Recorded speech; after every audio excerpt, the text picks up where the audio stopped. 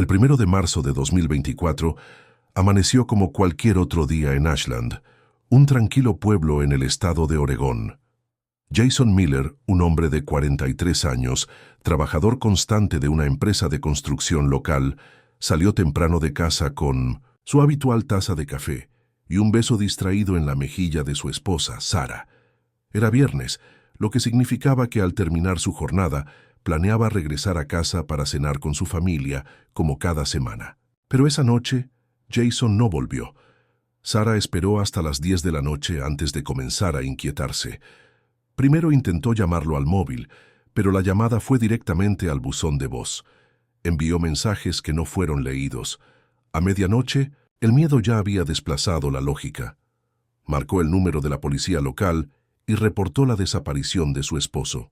Su voz era serena pero tensa, como si estuviera intentando convencerse de que todo era un malentendido.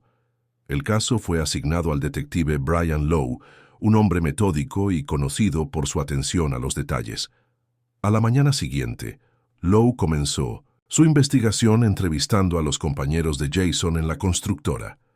Todos coincidieron en que Jason había salido del trabajo a la hora habitual, alrededor de las 5:30 de la tarde. Nadie había notado nada extraño, ni discusiones, ni comportamientos inusuales.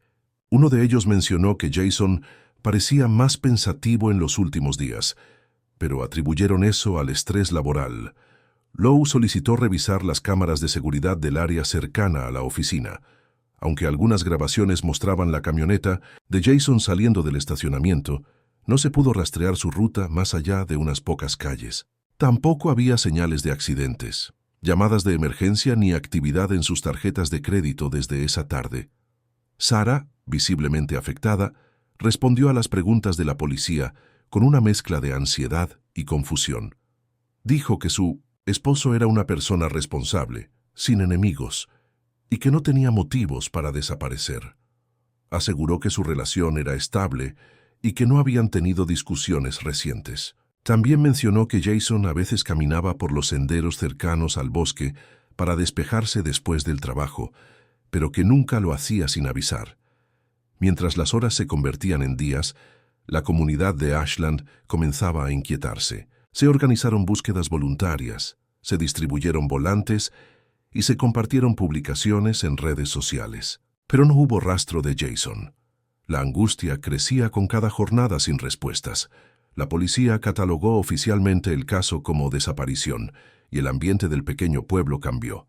Lo que comenzó como una simple preocupación se transformó en una sombra persistente, un vacío inexplicable que nadie sabía cómo llenar.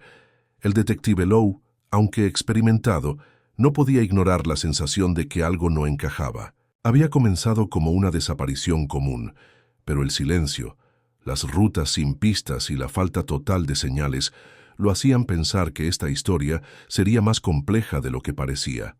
Al día siguiente de haberse reportado la desaparición de Jason Miller, la policía local recibió una llamada que añadiría una nueva dimensión al caso. Un agente que patrullaba los alrededores de Ashland encontró una camioneta estacionada en un área boscosa, junto al comienzo de un sendero poco frecuentado.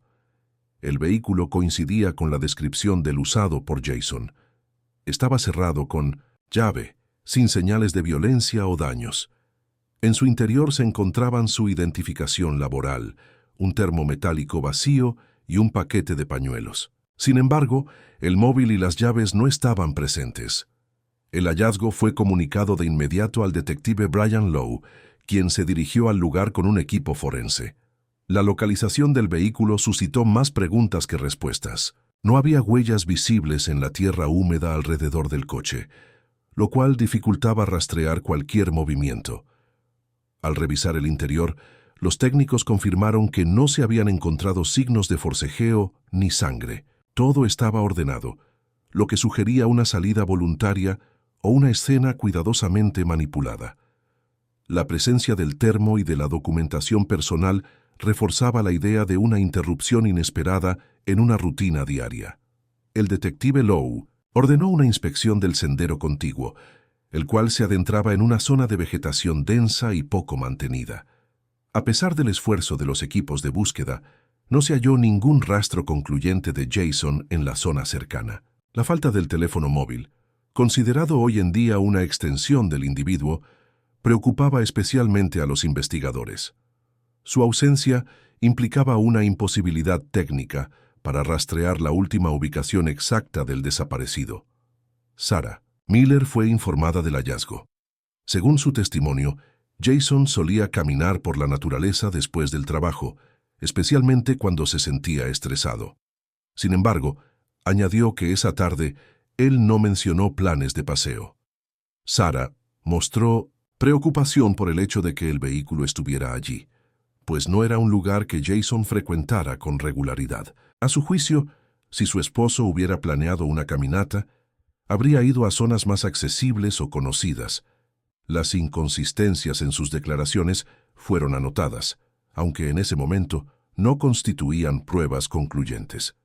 El detective Lowe empezó a considerar la posibilidad de que Jason no hubiera conducido hasta ese lugar por voluntad propia.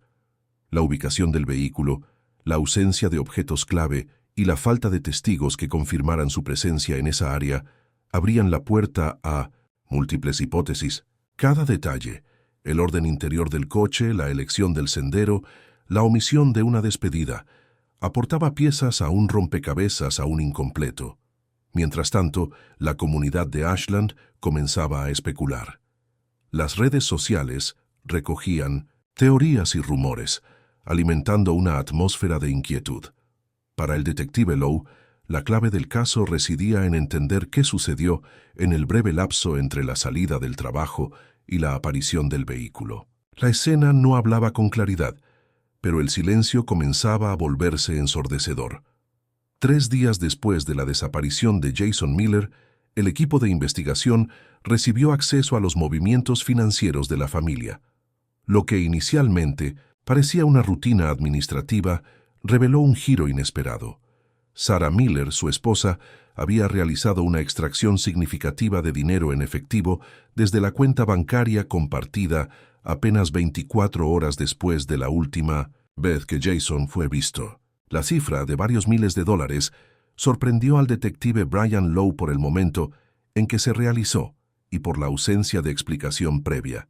Adicionalmente, se detectó una solicitud en línea para suspender las contribuciones al fondo de pensión de Jason, registrada desde el ordenador personal de la pareja la mañana siguiente a su desaparición. Estas acciones, consideradas atípicas ante la falta de información clara sobre el paradero de Jason, encendieron alertas dentro del equipo de investigación. La rapidez con que Sarah tomó decisiones financieras de largo plazo contrastaba con la imagen de una esposa angustiada y en espera de noticias sobre su marido. Sarah fue llamada a declarar nuevamente. En su testimonio, explicó que había retirado el dinero con el objetivo de cubrir gastos imprevistos, argumentando que la desaparición había traído consigo una ola de incertidumbre económica. Justificó la cancelación del plan de pensiones, señalando que necesitaba priorizar pagos inmediatos, como la hipoteca y servicios esenciales. Su tono era calmado, pero el contenido de sus palabras fue evaluado con escepticismo por el equipo investigador. Las explicaciones parecían calculadas, como si fueran respuestas ya ensayadas. Lowe solicitó un análisis detallado de las finanzas de la familia en los meses previos. El informe reveló una gestión ordenada, sin señales de dificultades económicas significativas. Las cuentas se encontraban al día. No había deudas notables ni registros de advertencias bancarias. La extracción de una suma tan elevada no se alineaba con un patrón previo de comportamiento financiero. Además, los gastos subsiguientes no justificaban la cantidad retirada.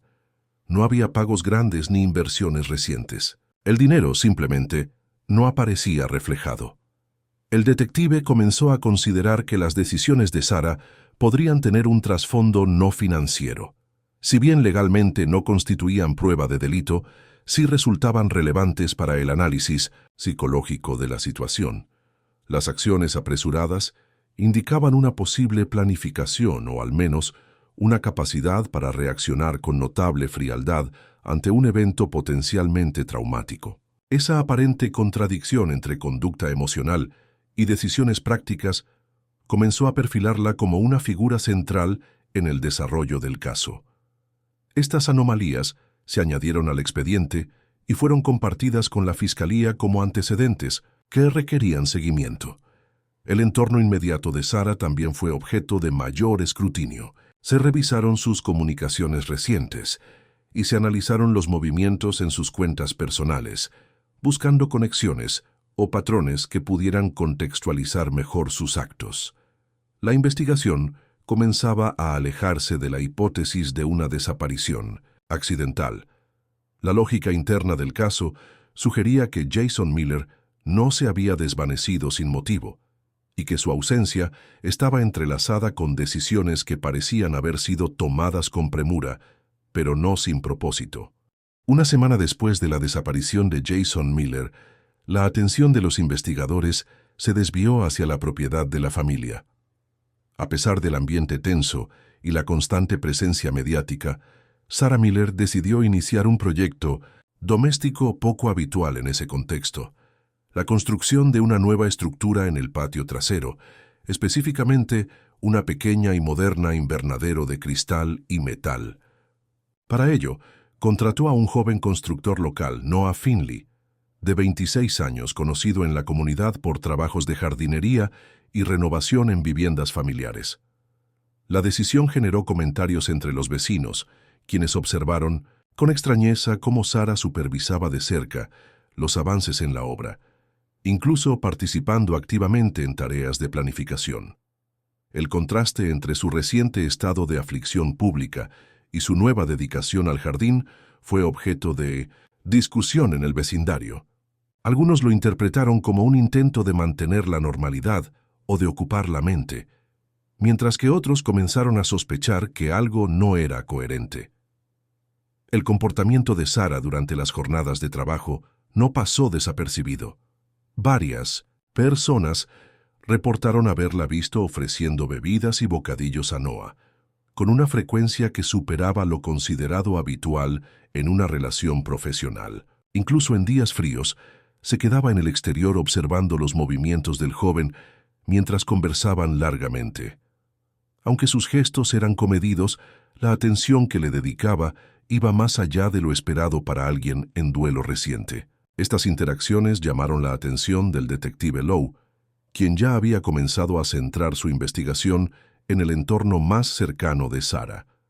El perfil de Noah Finley era, en apariencia, el de un trabajador independiente sin antecedentes penales ni conexiones previas con la familia Miller. No obstante, al analizar sus registros telefónicos y movimientos recientes, se detectaron coincidencias temporales con eventos clave de la desaparición. Además, imágenes de cámaras de seguridad captaron su camioneta circulando en las inmediaciones de la residencia Miller la noche en que Jason fue visto por última vez, algo que no había mencionado en sus primeras declaraciones.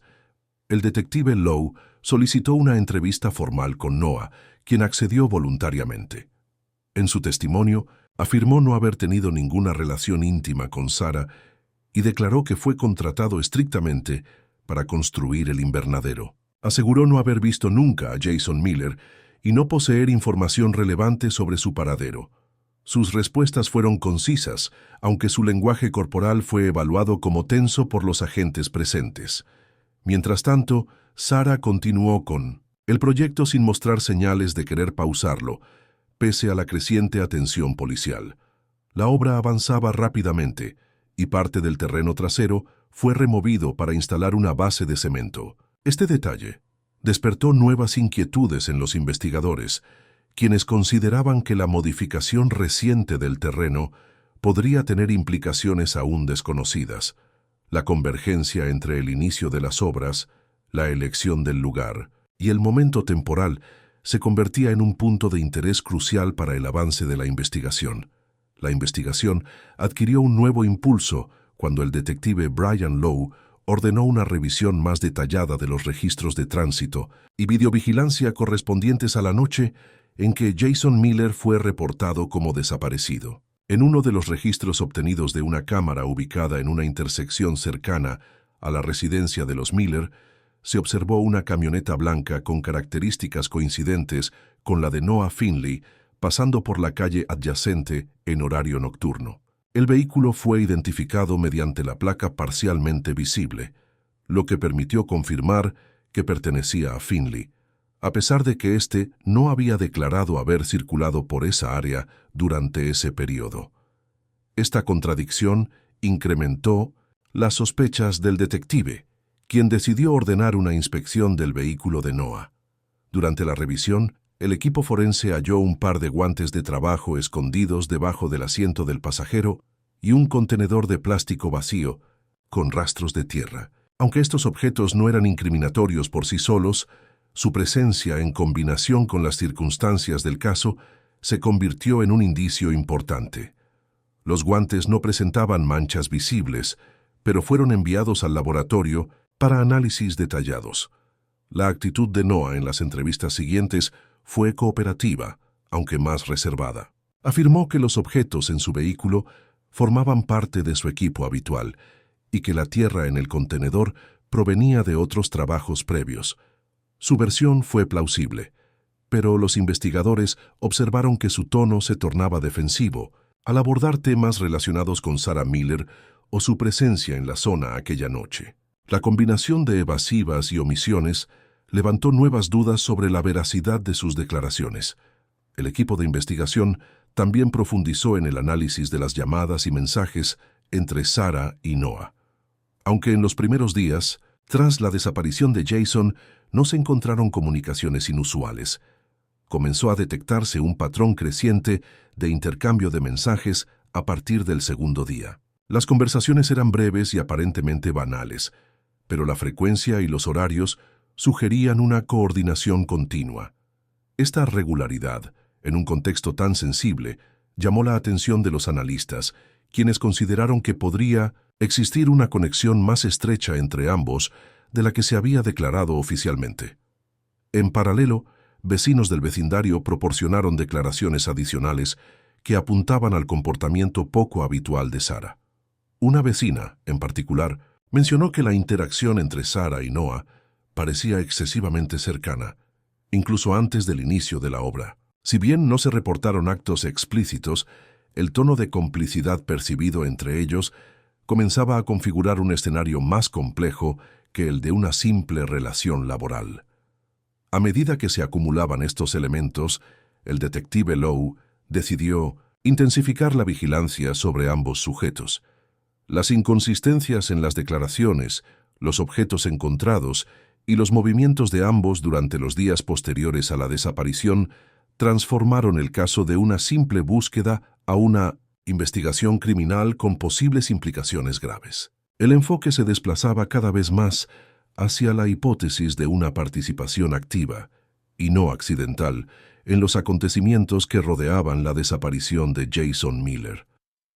A medida que avanzaban las obras en el invernadero del patio trasero de la residencia Miller, un nuevo elemento alteró el curso de la investigación. Una vecina residente en la casa contigua contactó con la policía local para informar sobre un olor persistente y desagradable que se intensificaba con el paso de los días. El origen del hedor parecía provenir del área próxima al invernadero en construcción. La mujer describió el olor como inusual, penetrante y particularmente perceptible en las primeras horas de la mañana y al atardecer, momentos en que la brisa favorecía su propagación.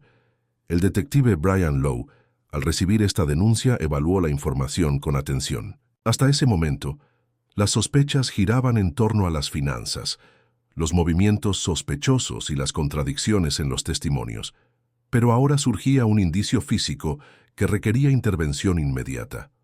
Tras consultar con el fiscal del condado, se gestionó una orden judicial para realizar una inspección del terreno, argumentando motivos fundados de posible evidencia relacionada con la desaparición de Jason Miller.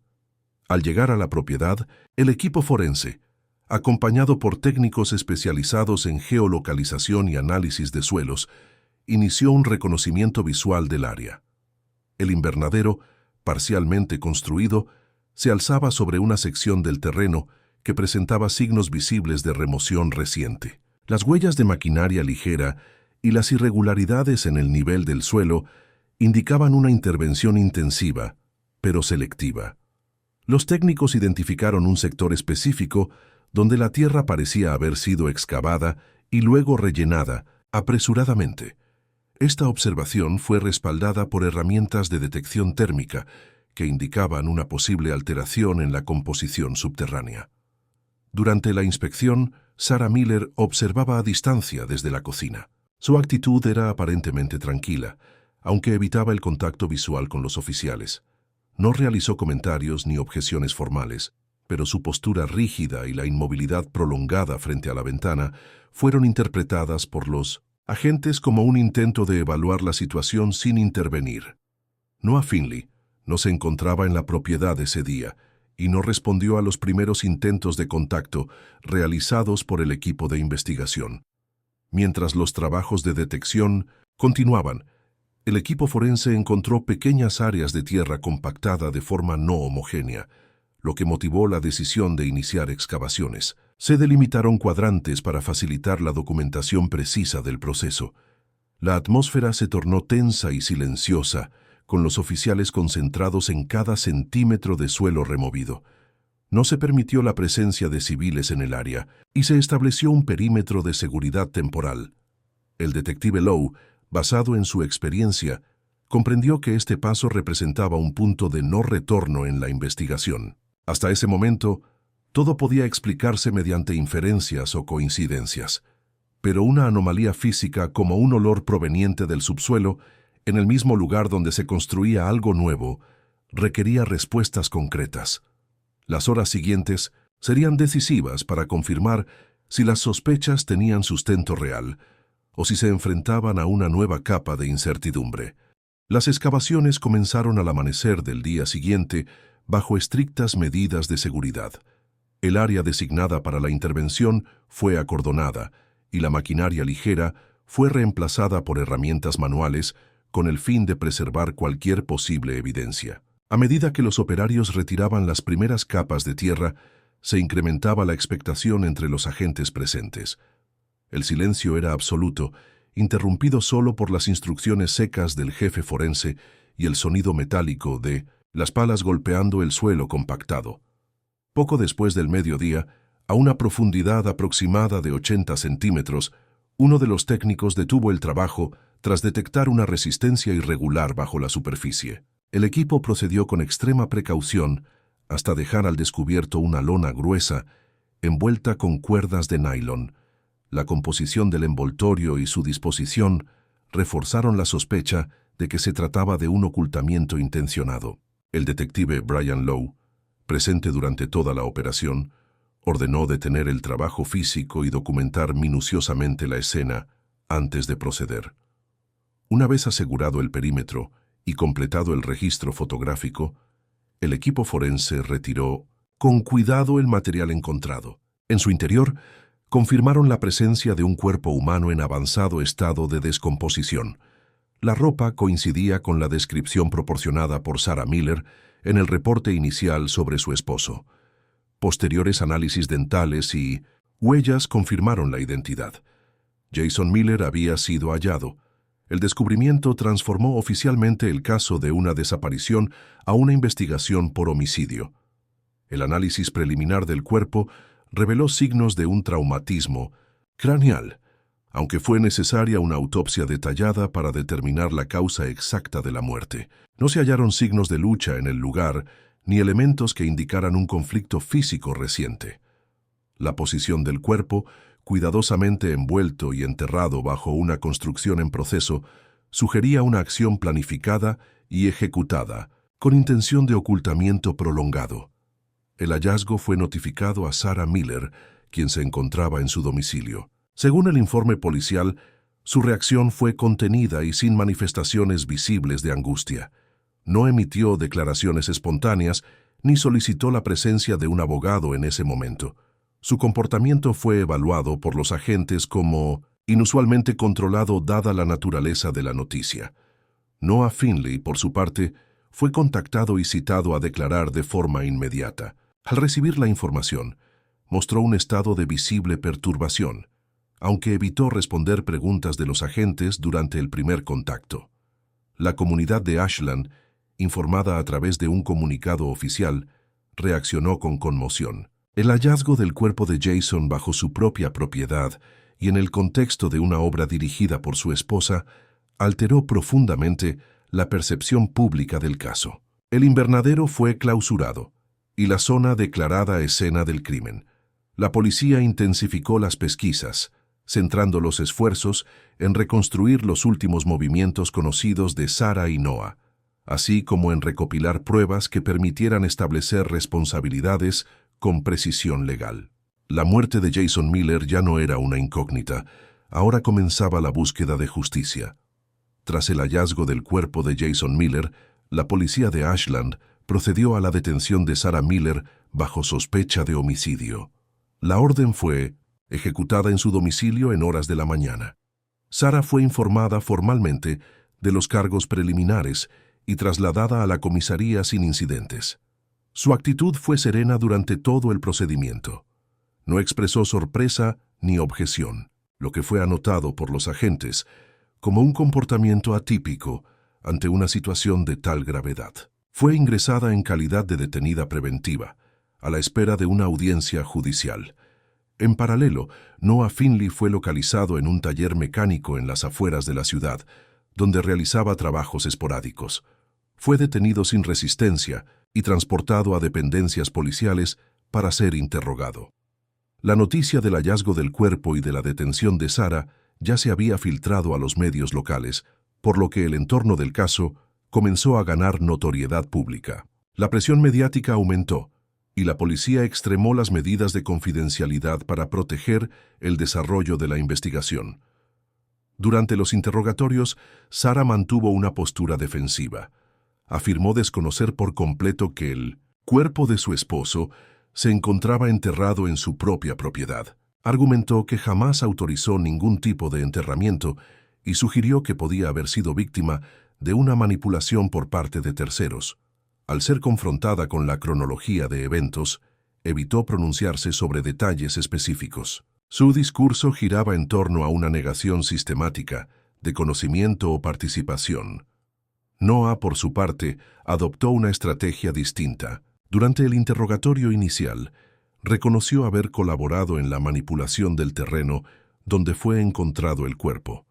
Alegó que recibió instrucciones precisas de Sarah para realizar ciertas tareas que en su momento no le parecieron sospechosas. Añadió que al descubrir el contenido de la lona, ya era demasiado tarde para dar marcha atrás. Su versión implicaba una mezcla de desconocimiento inicial y miedo posterior. Recalcó que nunca tuvo intención de causar daño, ni sabía con certeza que se trataba de un cadáver hasta el momento del hallazgo policial. Los agentes a cargo del caso consideraron que ambos detenidos proporcionaban versiones contradictorias, lo que obligaba a evaluar con cautela cada declaración. Se cotejaron sus testimonios con los datos obtenidos en los registros telefónicos, las ubicaciones geográficas de sus móviles y la información bancaria y de mensajería. Los fiscales involucrados comenzaron a diseñar un caso en el que ambos sospechosos pudieran ser considerados responsables desde diferentes ángulos: coautoría, complicidad o encubrimiento. El entorno social de los implicados también fue objeto de análisis. Se entrevistó a familiares, amigos y vecinos en busca de indicios sobre el estado de la relación matrimonial de los Miller, así como sobre la naturaleza de la interacción entre Sarah y Noah en los meses previos. La reconstrucción del clima emocional y psicológico del núcleo familiar se volvió esencial para entender las motivaciones detrás de los actos. En esta fase, el caso ya no era solo legal, sino también profundamente humano en sus dimensiones más oscuras. En el transcurso de las semanas siguientes a las detenciones, la policía de Ashland, en colaboración con peritos informáticos y técnicos forenses, consolidó una serie de pruebas que reforzaban la hipótesis de un crimen premeditado. Una de las piezas clave fue la recuperación de mensajes eliminados entre Sarah Miller y Noah Finley. A través de técnicas especializadas, Los investigadores lograron reconstruir parcialmente conversaciones mantenidas por ambos en aplicaciones de mensajería y correo electrónico. Estos intercambios revelaban una relación más íntima y sostenida de lo que ambos habían admitido inicialmente. En los mensajes se detectaron referencias indirectas a un futuro conjunto sin la presencia de Jason, formuladas en términos ambiguos pero significativos. Frases como «cuando todo esté resuelto» o «tendremos tranquilidad por fin» indicaban una planificación emocional que coincidía con el período previo a la desaparición de Jason. Aunque ninguna comunicación contenía una confesión explícita, el análisis de los mensajes sugería que ambos compartían una intención de futuro que no incluía la presencia del esposo de Sarah, generando sospechas sobre sus motivaciones. Además de los mensajes, se descubrieron búsquedas realizadas desde el ordenador doméstico de los Miller y desde el móvil personal de Sarah. Las consultas incluían términos como «cómo desaparecer a alguien sin dejar rastro», «qué tan profundo se debe enterrar un cuerpo» y «formas legales de eliminar a un cónyuge abusivo». Estas búsquedas fueron realizadas en días previos a la desaparición, lo que debilitaba cualquier intento de argumentar coincidencia o simple curiosidad. El equipo investigador concluyó que estas acciones configuraban un patrón de comportamiento orientado a la planificación de un acto delictivo. La fiscal del condado, Karla Moreno, recibió el informe completo de la investigación y comenzó a estructurar la acusación formal. En su análisis, señaló que los elementos reunidos no solo indicaban premeditación, sino también una intención clara de engañar a las autoridades mediante una narrativa cuidadosamente elaborada. Sarah Miller, según el informe, había intentado construir la imagen de una esposa preocupada, mientras simultáneamente realizaba acciones que minaban esa versión de los hechos. Noah Finley, en su declaración ampliada, aceptó que mantenía una relación afectiva con Sarah, pero insistió en que nunca tuvo conocimiento pleno de sus planes.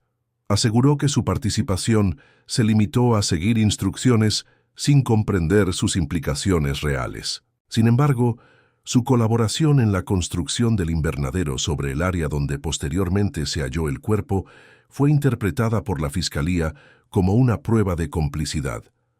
Los abogados defensores, por su parte, comenzaron a preparar estrategias centradas en desacreditar la validez de las pruebas digitales y en argumentar coacción emocional. Sin embargo, la acumulación de datos, tanto técnicos como testimoniales, presentaba un caso robusto. La evidencia comenzaba a perfilar un relato en el que la muerte de Jason Miller no había sido un accidente ni un impulso espontáneo, sino el resultado de una cadena de decisiones tomadas con frialdad y ocultas tras una fachada de normalidad. La acusación formal estaba lista para presentarse ante el tribunal. El juicio contra Sarah Miller y Noah Finley comenzó el 6 de mayo de 2024 en el Tribunal del Condado de Jackson, bajo la presidencia de la jueza Rebecca Stone. La expectación pública era elevada. La sala del tribunal estuvo ocupada por representantes de los medios, vecinos y curiosos que habían seguido el caso desde sus primeras etapas. La Fiscalía, encabezada por Karla Moreno, presentó su caso con una narrativa detallada y estructurada, apoyada por un conjunto de pruebas técnicas, testimonios y análisis forenses que pretendían demostrar la responsabilidad directa de ambos acusados en la muerte de Jason Miller. La acusación contra Sarah Miller se centró en la premeditación. Se expusieron los registros digitales, incluyendo búsquedas en Internet y mensajes intercambiados con Finley, que mostraban un patrón de conducta orientado a eliminar a su esposo. Moreno argumentó que Sarah había actuado movida por el deseo de liberarse de una relación que consideraba un obstáculo para una nueva vida con Noah. La fiscal sostuvo que Sarah no solo ideó el crimen, sino que además ejecutó una serie de acciones posteriores con el objetivo de encubrirlo, incluyendo la construcción del invernadero sobre el lugar de enterramiento. El testimonio de los peritos digitales fue esencial para establecer la cronología de los hechos. Se explicó con Detalle cómo se habían recuperado los mensajes borrados, cómo se rastrearon las búsquedas y qué significaban en el contexto del caso. Los técnicos forenses, por su parte, describieron la forma en que el cuerpo de Jason fue hallado y las características del entierro que indicaban planificación y no improvisación. La defensa de Sarah trató de desacreditar la validez de las pruebas tecnológicas, sugiriendo que podían haber sido manipuladas o malinterpretadas. Su abogada sostuvo que no existía prueba directa de que Sarah hubiera causado la muerte de su esposo y que su comportamiento posterior, aunque cuestionable, podía explicarse por el estrés emocional y la confusión. Sarah, al tomar la palabra, negó todas las acusaciones y afirmó que había sido engañada por Noah, quien, según su versión, habría actuado por iniciativa propia. Por su parte, la defensa de Noah Finley se centró en construir una imagen de subordinación emocional. Argumentó que Finley había sido manipulado por Sarah, que no comprendía la magnitud de lo que estaba ocurriendo y que, al darse cuenta, se vio atrapado en una situación que no sabía cómo manejar. Noah confirmó que ayudó en la construcción del invernadero, pero negó haber sabido que bajo él se encontraba el cuerpo de Jason hasta que fue descubierto por la policía. La Fiscalía, en su alegato final, recalcó que el conjunto de pruebas no dejaba lugar a dudas sobre la colaboración de ambos acusados en el encubrimiento y que la acumulación de acciones y omisiones no podía explicarse sin una intención clara de ocultar un crimen. La jueza Stone anunció que el veredicto se emitiría tras la deliberación del jurado. El ambiente en la sala era tenso.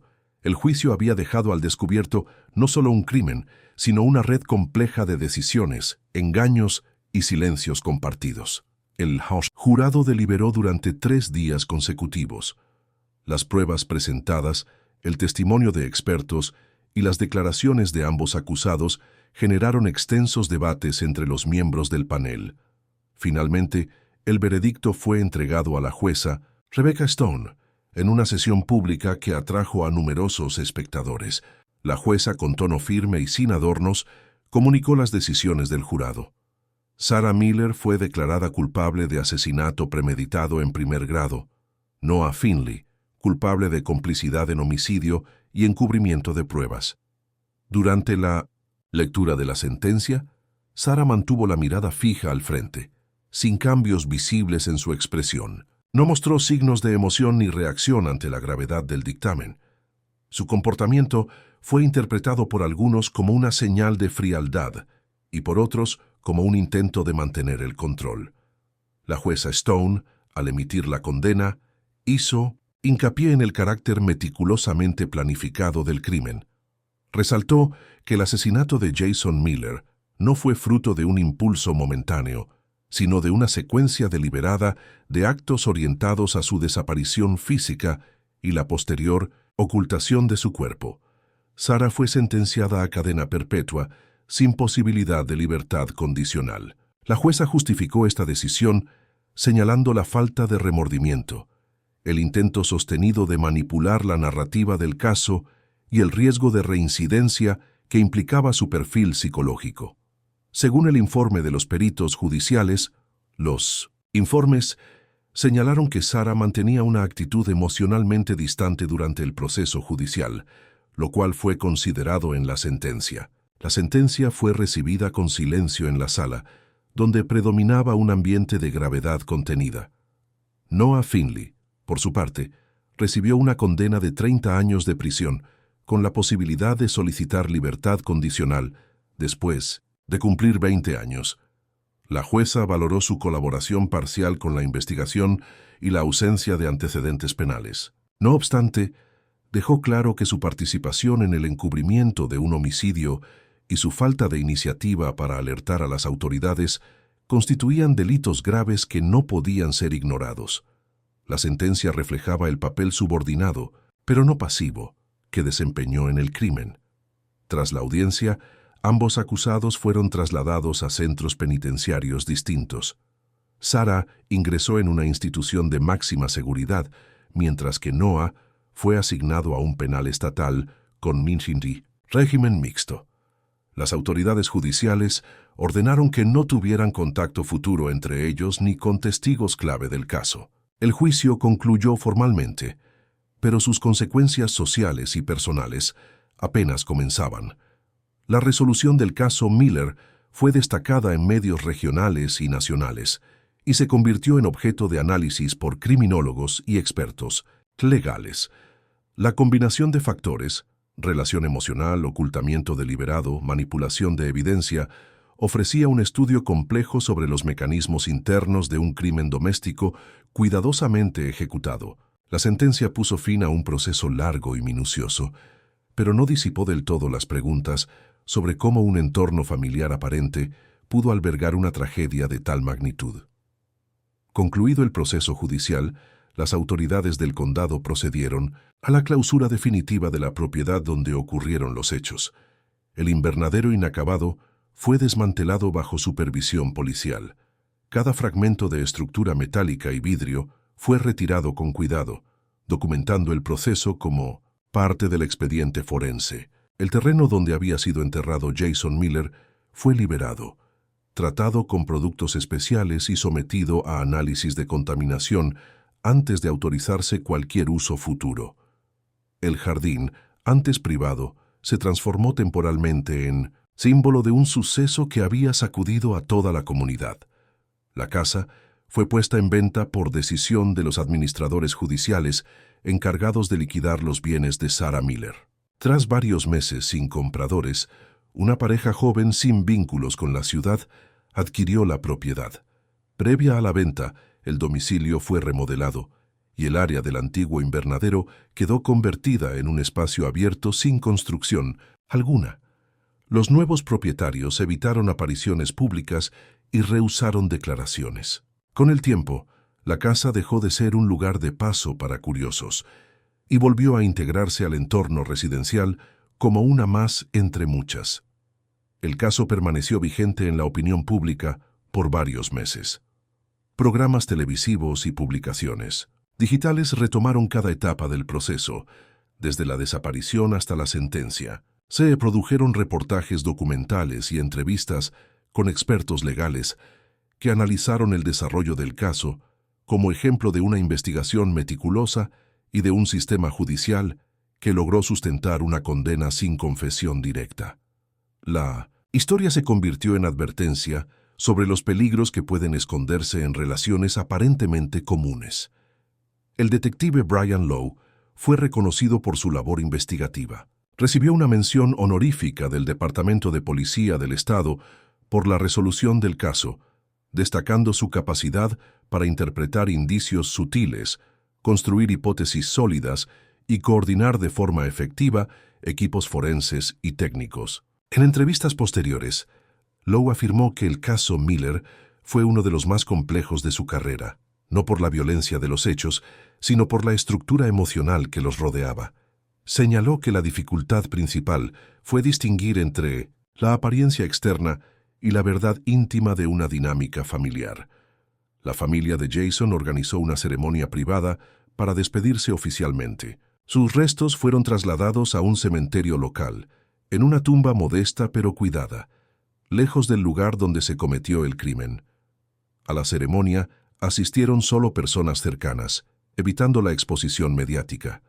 Sus allegados buscaron preservar su memoria lejos del escándalo que marcó sus últimos días.